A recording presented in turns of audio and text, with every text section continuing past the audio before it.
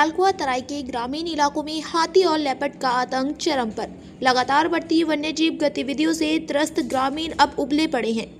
हल्दूचौर क्षेत्र के हरिपुर, बच्ची, भानदेव, नवाड़, राधा बंगर, गंगापुर, गोपीपुरम व बच्ची धर्मा समेत कई गांव में दर्जनों किसान भारी संख्या में इकट्ठा होकर अपना आक्रोश लेकर सामने आए। गांव में रोज शाम ढलते ही हाथियों की आवाजाही शुरू होने से ग्रामीणों की रातें दहशत में कट रही। हाथी प्रभावित क्षेत्रों का डीएफओ ने किया दौरा, ग्रामीणों ने रखा दर्द। उन्होंने ग्रामीणों से बातचीत कर हाथियों के विचरण, फसलों के नुकसान और पिछले दिनों के घटनाक्रम की जानकारी ली। इस दौरान ग्रामीणों ने उनसे सोलर फेंसिंग दुरुस्त कराने, जंगल में खाई खोदने, रात्रिकालीन गश्त बढ़ाने और मुआवजे की प्रक्रिया तेज करने की मांग रखी। भारी जन दबाव को देखते हुए डीएफओ तिवारी ने संबंधित अधिकारियों को शीघ्र प्रभावी कार्रवाई के निर्देश देने का आश्वासन दिया। हाथियों ने सैकड़ों एकड़ फसल कुचल डाली, घरों और खेतों के पास तक पहुंचकर रात भर दहशत फैलाई रखी। महिलाएं और बच्चे अंधेरा होने के बाद घर से बाहर निकलने में डर रहे हैं। इस बीच लेपर्ड की बढ़ती मूवमेंट ने स्थिति और भयावह बना दी है। कई गाँव में बच्चों को अकेले बाहर निकलने तक की अनुमति नहीं दी जा रही है।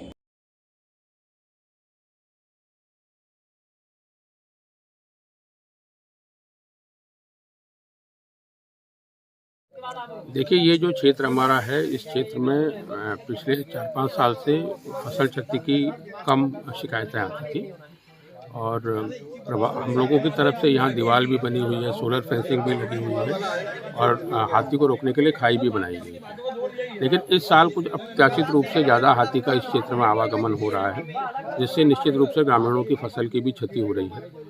तो हमारे जो भी विभागीय संसाधन है, चाहे स्टाफ की गश्त है, चाहे इन चीज़ों को ठीक कराना है, जो भी किया जा सकता है वो हम लोग कर रहे हैं। और साथ में अगर उसके बाद भी कोई किसी की क्षति हो रही है तो मुआवजे का जो प्रावधान है वो भी उन लोगों को दिया जा रहा है।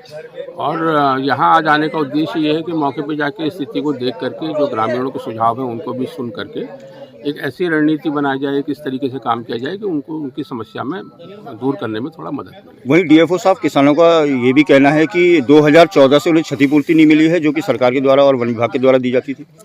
इस बार तो हम लगातार हाथ के हाथ खुद अपना स्टाफ, वो पुरानी जो बातें कह रहे हैं वो तो जब केस आएंगे सामने तभी मैं उस पर कोई कमेंट कर सकता हूँ, लेकिन इस बार हम हाथ के हाथ स्टाफ को भेज रहे हैं, हाथ के हाथ प्रोसेस कर रहे हैं और कोशिश कर रहे हैं कि जल्दी से जल्दी 1-2 महीने के अंदर इसको निस्तारण कर दिया जाए, लोगों को उनका भुगतान कर दिया। वहीं देखा गया कि इस क्षेत्र में शेर और छोटा बाघ जो है उसका भी आगमन दिखाई दे रहा है, तो कैसे अभी हमारा जो है जंगल से सटा हुआ ग्राम है और निश्चित रूप से वनों में वन्यजीव रहते हैं, तो कभी कभी उनके आने की या उनके दिखने की भी समस्या रहती है। लेकिन उसके लिए हमने जो ये रास्ता है जिस पे हम लोग खड़े हैं, इसकी पूरी सफाई करवाई है, जिससे कि विजिबिलिटी बढ़े और लोग सुरक्षित महसूस करें।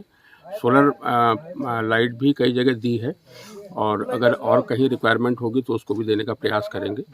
तो जो भी चीज़ें की जा सकती हैं वो की जा रही है। वहीं ग्रामीण क्षेत्रों में और शहरी क्षेत्रों में भी देखा गया कि लंगूर और बंदरों का बहुत आतंक है, तो क्या तो इस बार बड़ी संख्या में हमने पकड़ करके उनका जो बंध्याकरण है उसकी कार्रवाई की है।